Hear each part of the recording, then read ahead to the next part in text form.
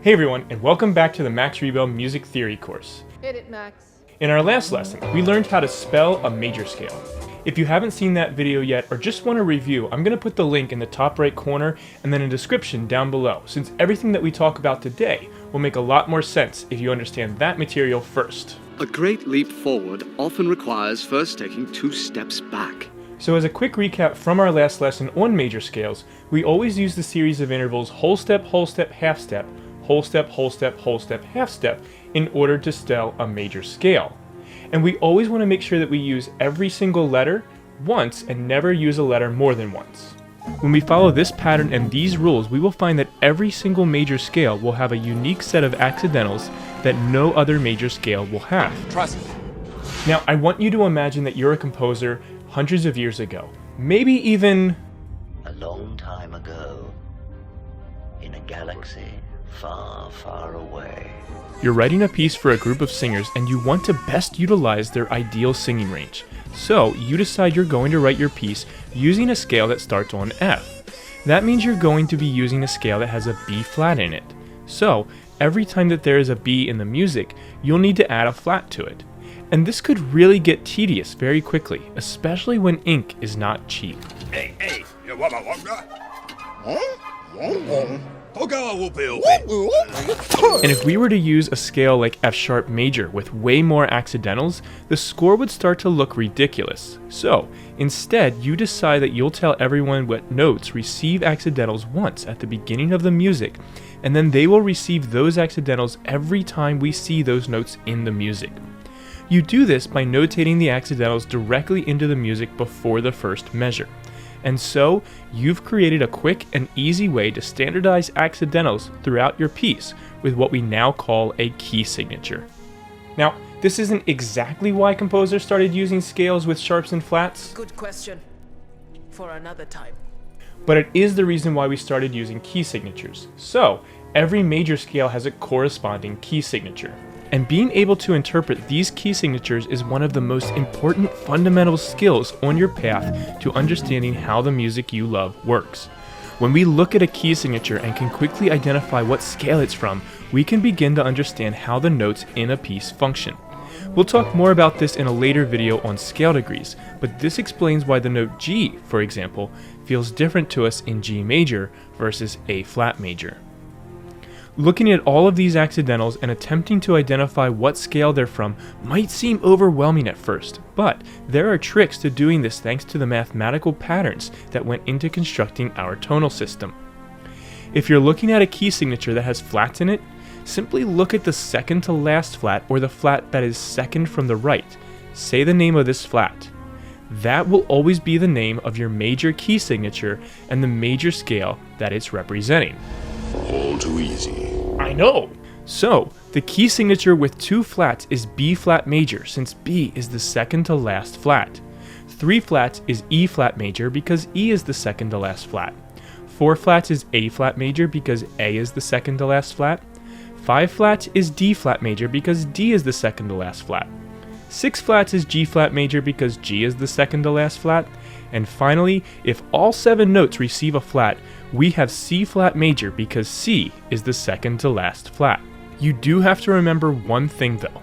Since there is no second to last flat when there is only 1 flat, we have to memorize that the key signature with 1 flat is F major, which happens to also be the letter that flat begins with, if that helps.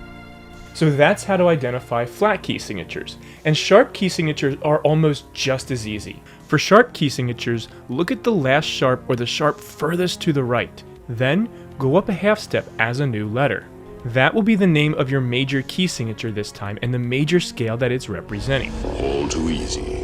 I know! So, the key signature with 1 sharp will be G major because if we go up a half step from the last sharp of F sharp, we'll go to G. 2 sharps will be D major because if we go up a half step from the last sharp of C sharp, we'll get to D. 3 sharps will be A major because if we go up a half step from the last sharp of G sharp, we get to A. 4 sharps will be E major because if we go up a half step from the last sharp of D sharp, we get to E. 5 sharps will be B major because if we go up a half step from the last sharp of A sharp, we get to B. 6 sharps will be F sharp major because if we go up a half step from the last sharp of E sharp, we get to F sharp. And finally, if all 7 notes receive a sharp, we have C sharp major, because if we go up a half step from the last sharp of B sharp, we get to C sharp. Now, I want to point out a few things before we talk about how these are spelled. First, notice how the extremes are always a key signature with a C name. All 7 flats is C flat major. All 7 sharps is C sharp major.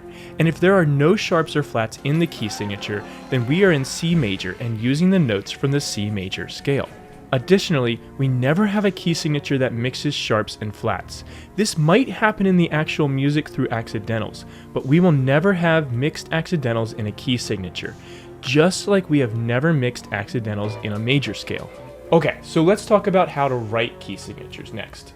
You may have noticed already that as we add more sharps or flats to a key signature, we simply add on to the ones that are already there. Therefore, there's a clear pattern and specific order that these accidentals are added to the key signature. And that order for flats is B, E, A, D, G, C, F. If you just say to yourself, bead GCF, or bead greatest common factor, you'll find an easy way to remember this order. And once you can remember this order, then you also know the order of sharps, because bead GCF backwards, going F, C, G, D, A, E, B, is the order of the sharps. There's way more connection here, and eventually I'm going to teach you something called the circle of fifths, but for now, just remember bead GCF.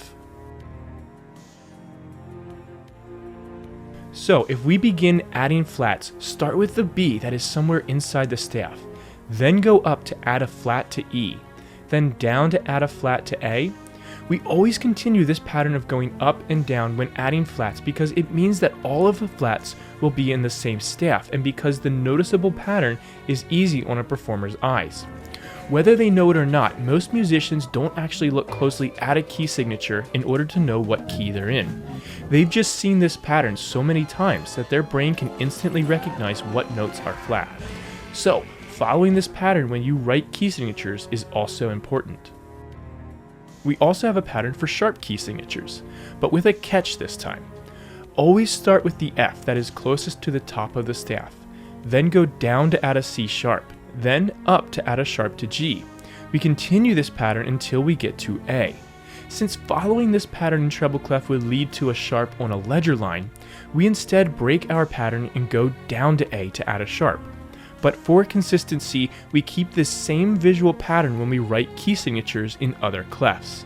Now, if you can remember our tricks from identifying key signatures earlier, you already know everything you need to in order to spell these key signatures. Already know you. That what you need.